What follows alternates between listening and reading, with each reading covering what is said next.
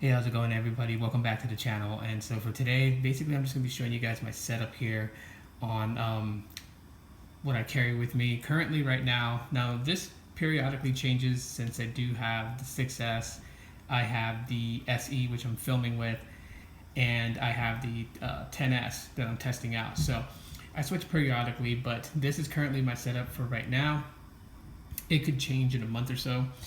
But anyways, right now as you guys can see, I have the iPhone 7 and the Pixel 3. Now the Pixel 3 is coming up on its 1 year anniversary with me, so I will drop a video February 26th about the Pixel 3, my experience with it for an entire year. So be on the lookout for that video. It's like a month away. But anyways, so we'll start off with the Pixel 3 here, and I do have some cases for it, so keeping it protected.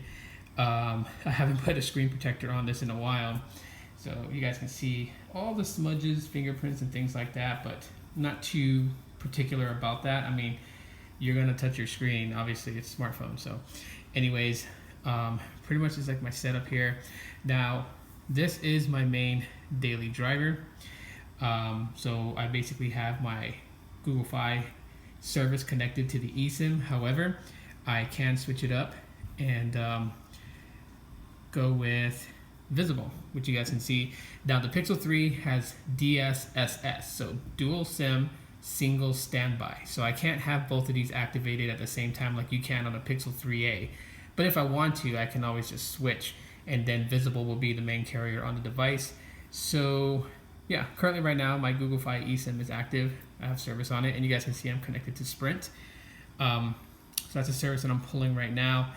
I'm not really going to go through applications because it's the same applications that I've had in previous videos. I'm not going to bore you guys with that. So it's going to be a very short video today. But yeah, I just have the same apps.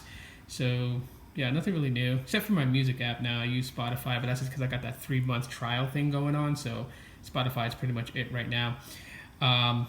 So yeah, now with the iPhone 7, I pretty much have it just set up with a data-only SIM.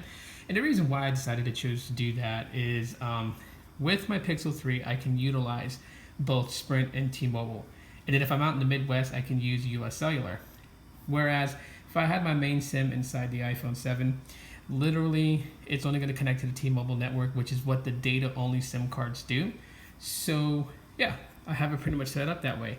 Now the cool thing is, and I thought this was a curse at first between, my Pixel with Android and the iPhone with iOS, was the simple fact that with Android, for Hangouts to be your default everything, you would have to download the Hangouts dialer, and then that way Hangouts will ring for your phone calls when you set it up for your phone calls to be routed to Hangouts.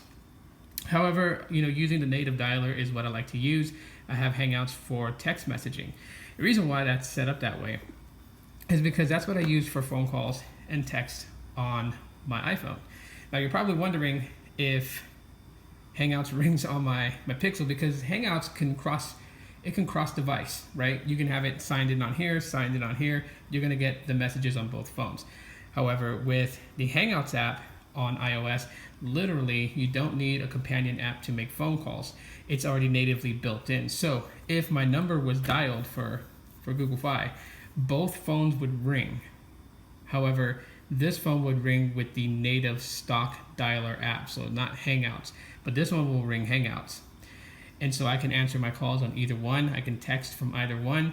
I can chat with those people who have Hangouts from either one. So like I said, I thought it was a curse at first. It actually turned out to be a blessing. So yeah, with the iPhone 7, it's currently on iOS 13.3. Obviously the Pixel 3 is on Android 10.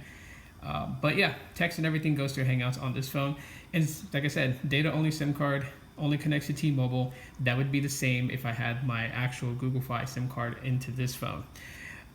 This phone is not unlocked from T-Mobile. However, if it is unlocked from T-Mobile, it would not work on visible, as this is a GSM version only, I guess. From what I've learned from several people who have talked to me about, the iPhone, this will not actually work on visible.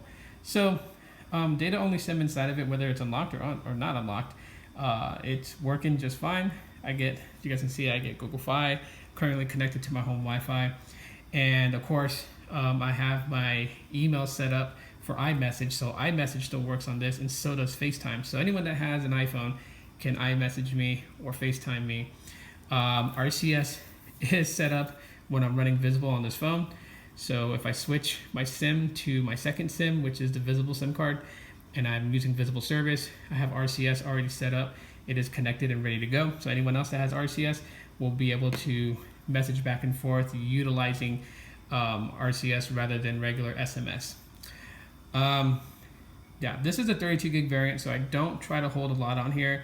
I use it mainly just as a backup phone, more like a media player and things like that. So that's what pretty much I use the iPhone 7 for, also to watch media like YouTube and things like that.